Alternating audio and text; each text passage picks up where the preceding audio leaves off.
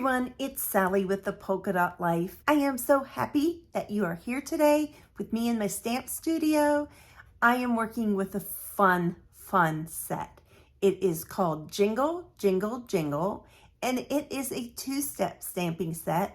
That means it has a great outline image, and then we have some stamps that will help you fill in those images just to make it all the more fun. It's all about the tips and tricks today, so let's get started on our project. Today we are going to be working with the Jingle Jingle Jingle stamp set, and it's on page 26 of the Holiday Mini Catalog. It just caught my eye because it was a little bit different. It was quirky, it was kind of funky. I like the fonts. I like two-step stamps. It gives you some variety in what you can do with them. And I kind of went this way: stay simple or step it up. I did not get super stepped up on any of my cards, but we are going to elevate it a little bit. So I can take you from a beginner card all the way up, but I really wanted to show you a technique today that I use sometimes in lining up these stamps. And I apologize that you're going to have a little bit of a glare. I've tried to move things around so that it's not too bad. You will see that this is not the optimal way to set up your Stamparatus. I'm going to say that right up front. It comes with two of these gates. I just have another project set up on my gate. Ideally, you would want to do this outline stamp here and then your second generation here, so you could just do one right after the other. Right now, I'm not mass producing cards.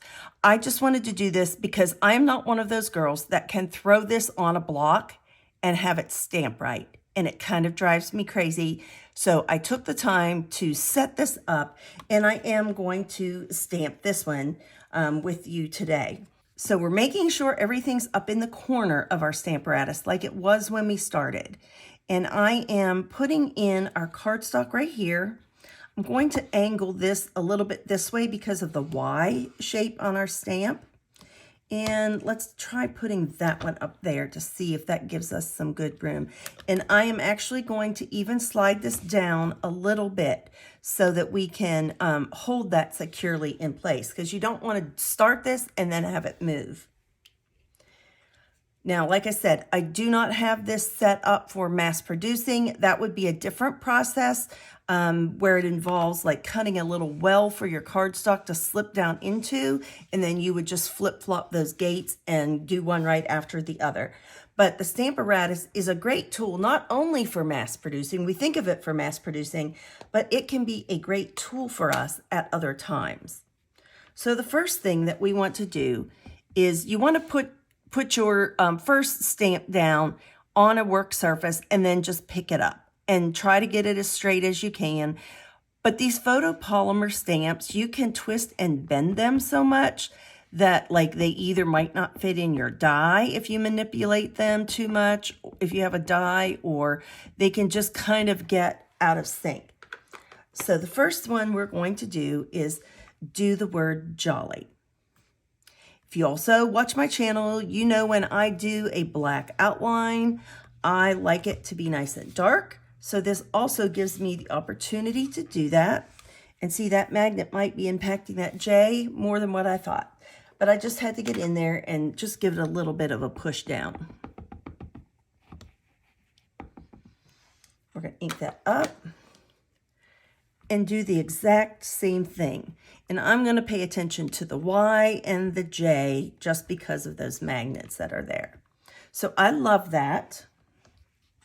And I would tell you to clean this off. I just don't happen to have my Stampin' Chamois right here, but I will clean it off before I get anything against it or move off to a different project. So when I am going to set up this second jolly, the one that fills in, I should have showed you before I put the cardstock down, but I would stamp it right on this paper. And then I would put this little window sheet that I have, a little scrap, with this washi tape over it. And that way I can ink this up with colored ink, and I can stamp on this window sheet, and I can see through if it's going to align for this jolly or not. And then I can clean it off and readjust it as many times as I need to. I can wipe this off. I can wipe off my stamp. And then you can have it ready to go whenever you're ready to use your cardstock. I should have shown you that first, but I just got excited to start on our project. So we have the garden green that we're going to bring in for our second layer. And we're just going to ink this up and bring it right over top of our jolly. And this one, I will say, it takes a few tries to get this one lined up. I had to manipulate the O is the one that gave me the trouble. And it's still not exactly perfect, but I can certainly live with this, and I think it's pretty close. A lot of people that I know can throw this on a block and just stamp one right after the other, or they can do it and it's a little subpar and it doesn't bother them. It bothers me. So that's why I just say that I had to do mine on the Stamparatus. But it's super, super cute. And, you know, you might not mass produce them, but you may just want to go ahead and do several at a time and then keep them put away for when you're ready to play with them. In this stamp set, we have our 'Tis the Season to Be and Jolly. I apologize, my head may get in this shot so that I can try to make this straight.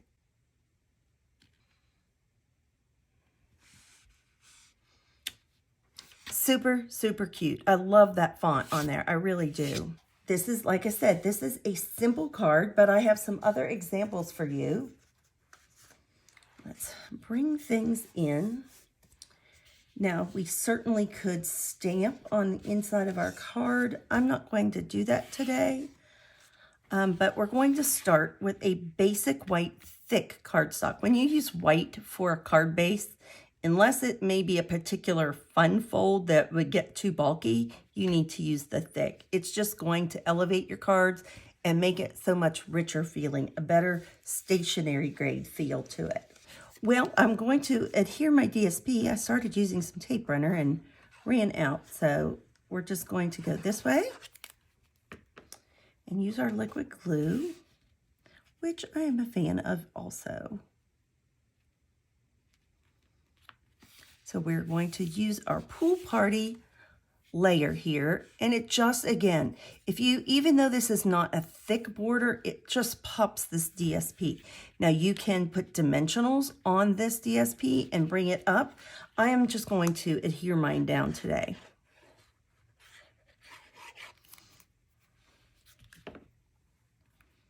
And I'll tell you what, I like to put the crease end toward me because that's the one I really want to be straight. I don't know why, or it just, I guess maybe it allows me to see the bottom, which is one I need to be straight. I feel like the one up here corrects itself, I guess is how I should correctly say that. But I feel like if I can line these three sides up well, then the rest of this looks good. And so we have some real red, and then we have our sentiment layer. And I see over here, I only have my mini ones, and I don't have my take your pick tool either, but we're just going to put a few on here. We'll just do it quickly like I say, this is a quick and easy card. This is a card that a beginner could do. And you, like I say, you would not have to have the Stamparatus.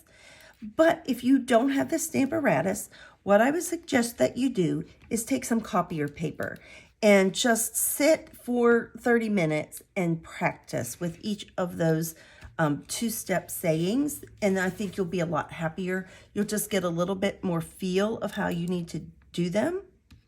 And let's just pick these off real quick. These mini ones come off pretty easily. And then let's see what is on my red paper. But we are just going to bring this. It's pretty straightforward. Just bring it in and center it up.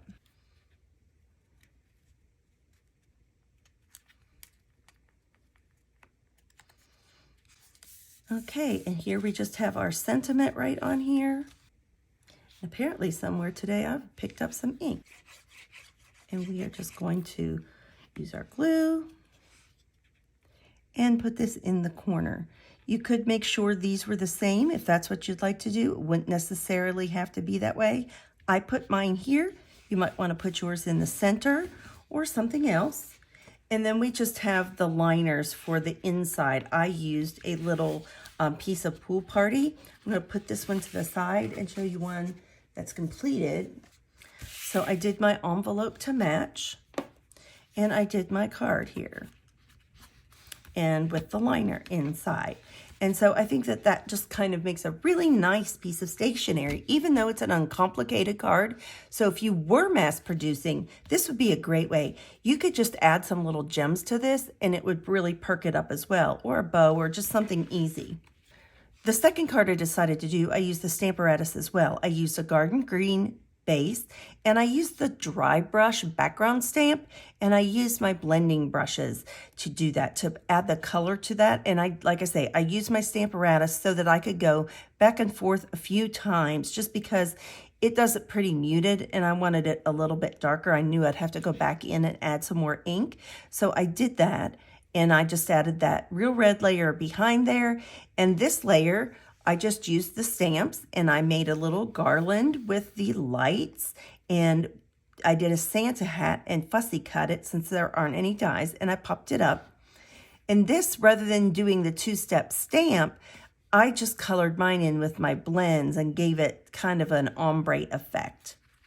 And then on the inside, I had a little piece left over, because when you do those background stamps, you want to always start bigger than what you need and then cut down. So I had that little piece left, and I added that to the inside. And my last card used the Jingle Jingle Jingle. I put 3 of them in a row and did all the way at the bottom. I used some lights. I kind of offset it a little bit. And these ones I heat embossed. I used my clear embossing powder, and then I fussy cut these out because there aren't any dies, but it only took a quick minute, and I popped them up with dimensionals. Now on this layer, a lot of people would leave this layer white and then do their greeting at the bottom, but I just decided I wanted some color there, so I added my DSP, and I'm just going to do my message on this bottom flat. And then you don't have to worry about it being seen. I'll just do it on the inside of that bottom flat. But I love this. You could even put a little decoration down here in the corner and you'd never see it if you wanted to do something on the inside. But I just thought it was super, super fun.